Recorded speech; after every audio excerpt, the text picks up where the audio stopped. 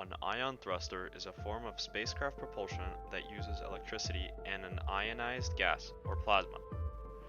Ions are atoms or molecules that have an electric charge and are commonly formed in superheated gas.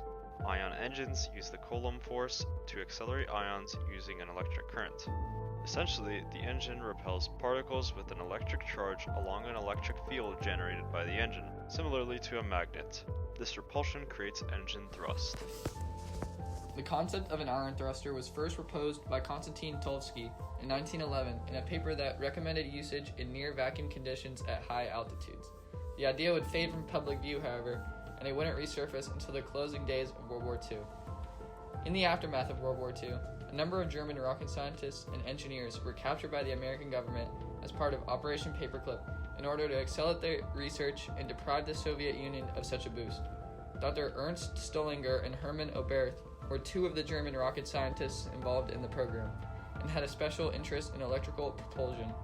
Stollinger and Oberth introduced their ideas of an efficient electric propulsion system to the 1955 International Astronautical Congress, where the two were then transferred to NASA to begin development on ion thrusters.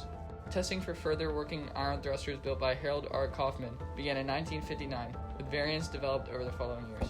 So, the ion propulsion system was first demonstrated by the NASA Glenn Research Center in the Space Electric Rocket Test, CERT-1 and CERT-2A. CERT-1's suborbital flight began on July 20th, 1964, when it was launched from the Wallops Flight Facility.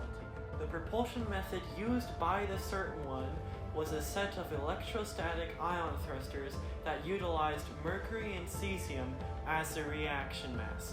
The test would prove successful with the technology operating as intended in space and the ion thruster running for 31 minutes. This test was followed by the CERT-2A, which was launched on February 4th, 1970, and verified the results from the prior test after managing to run 2 mercury ion engines for several thousand hours over the course of multiple months.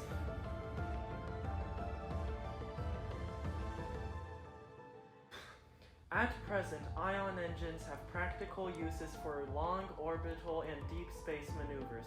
Their specific impulse and efficiency is dozens of times higher than that of chemical rocket engines. However, the thrust produced is very small.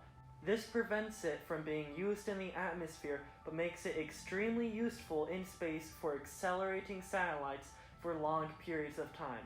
Several space operations are currently utilizing ion thrusters. The ESA's Bepi-Colombo mission and NASA's Double Asteroid Redirection Test, also known as DART, use ion thrusters. Bepi-Colombo was a joint mission conducted by the European Space Agency and the Japanese Aerospace Exploration Agency that launched on October 20th, 2018. The 2 satellites being used in the mission were sent to study Mars using ion thrusters in a series of flybys to reach it and enter a stable orbit. NASA's DART was launched in 2021 and will operate a set of Zion thrusters for about 1,000 hours to reach an asteroid target in 2022. There are further plans to use ion thrusters for space missions in the near future. The Lunar Gateway, a small space station planned to launch in 2024, will use a 50 kilowatt advanced electric propulsion system currently under development by the NASA Glenn Research Center and Aerojet Rocketdyne.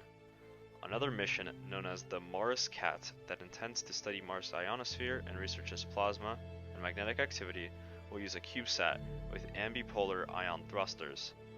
There were also other proposals made by Geoffrey A. Landis for using ion thrusters and light sails for interstellar probes, but no official plan has been drawn up for it yet.